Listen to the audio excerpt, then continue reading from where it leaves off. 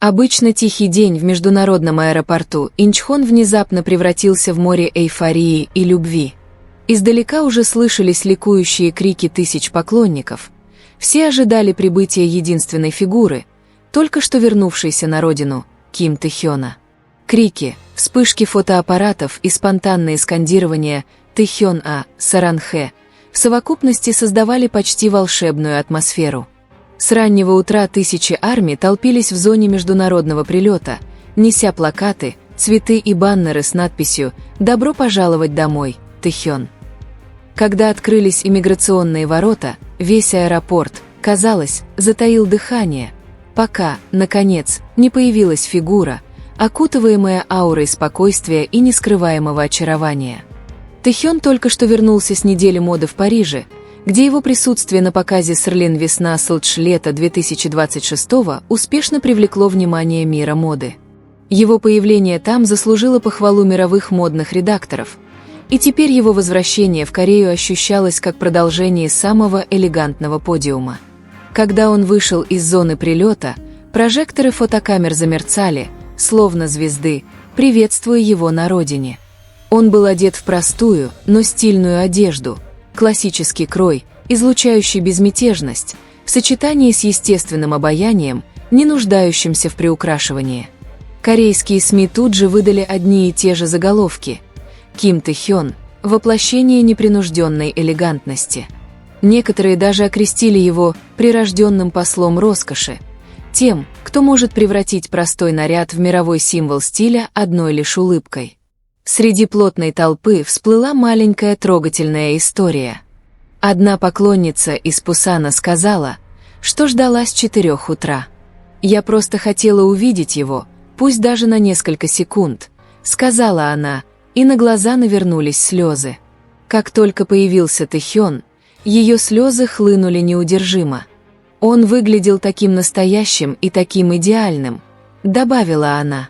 Некоторые фанаты приносили небольшие подарки, письма, цветы и кукол, но из-за строгой охраны некоторые могли махать только на расстоянии.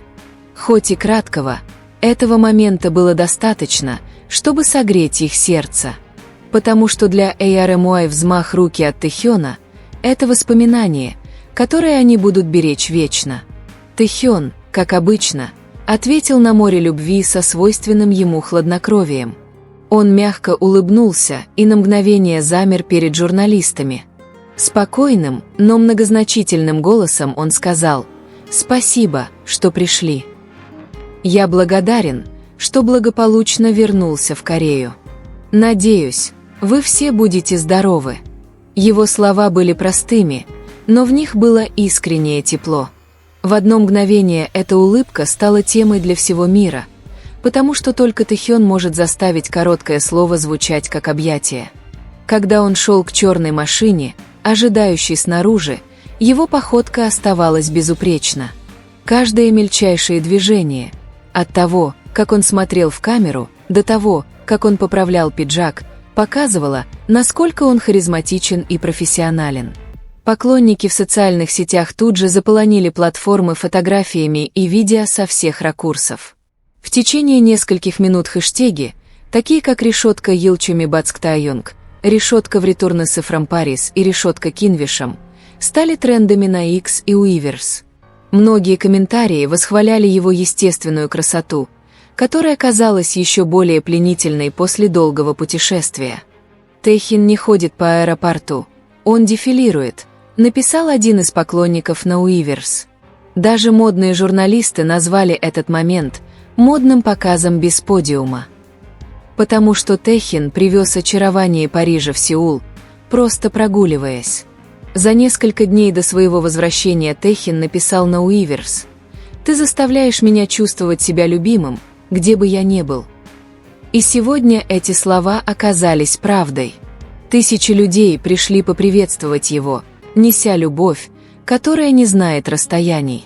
Даже после того, как его машина медленно отъехала от аэропорта, поклонники все еще махали руками, все еще кричали его имя, все еще плакали от радости. Прежде чем машина окончательно уехала, менеджер слегка приоткрыл стекло, и Тэ-хён снова помахал ему в последний раз. Эта улыбка казалась крепким объятием для всех, кто терпеливо его ждал. Корейские новостные порталы и международные СМИ мгновенно опубликовали фотографии из аэропорта в высоком разрешении, разместив лицо Тэхёна на главной странице LifeOn. С другой стороны, камеры СМИ все еще мигали. Журналисты спешили писать свои репортажи, подбирая слово, чтобы описать только что произошедшее. Но для многих то, что произошло сегодня, невозможно было объяснить просто навозными репортажами или фотографиями. Потому что появление Тэхёна было не просто публичным моментом. Это было эмоциональное переживание. Встреча айдола с тысячами сердец, которые любили его безоговорочно. Когда ликование стихло, остался лишь отголосок гордости и любви, висявший в воздухе. Не было ни музыки, ни заранее подготовленного сценария, лишь биение сердец тысяч людей в унисон из-за одного имени Яю Ким Тэхён. Этот день навсегда останется в памяти многих. Для некоторых фанатов это, возможно, были всего лишь несколько минут встречи в толпе. Но для них эти секунды были дороже всего на свете. Потому что они знали, что увидеть Тэхёна лично – это не просто взгляд на лицо звезды, но и возможность увидеть того, кто придал новый смысл любви, терпению и гордости. Некоторые люди все еще сидели на полу аэропорта, открывая телефоны и пересматривая только что отснятое видео. Каждый раз, когда лицо Тэхёна появлялось на экране, они улыбались, а затем невольно слезы наворачивались. «Он действительно там», – прошептала молодая девушка своей подруге. «И он улыбнулся мне». Тем временем интернет, казалось, превратился в одно гигантское пространство, наполненное любовью. Фанкамы, фотографии и эмоциональные сообщения заполонили ленту новостей. Хэштег «Решетка Йилчуми Бацктаюнг» оставался на вершине мировых трендов часами. В странах от Сеула до Парижа, от Джакарты до Нью-Йорка армии присоединились к празднованию, назвав это возвращением мировой иконы. В Тэхёне было что-то особенное, нечто большее, чем его привлекательная внешность, слава или статус одной из крупнейших мировых звезд. В каждом выступлении сквозила искренность, простота, которая казалась искренней в этом шумном мире. Ему не нужно было пытаться очаровывать, его теплота говорила громче всего, что можно было написать или сфотографировать. Каждый его шаг, каждый его жест были наполнены смыслом. Казалось, мир замер, чтобы посмотреть на него. И, возможно, так оно и было, потому что с каждым возвращением всегда оставалось ощущение покоя.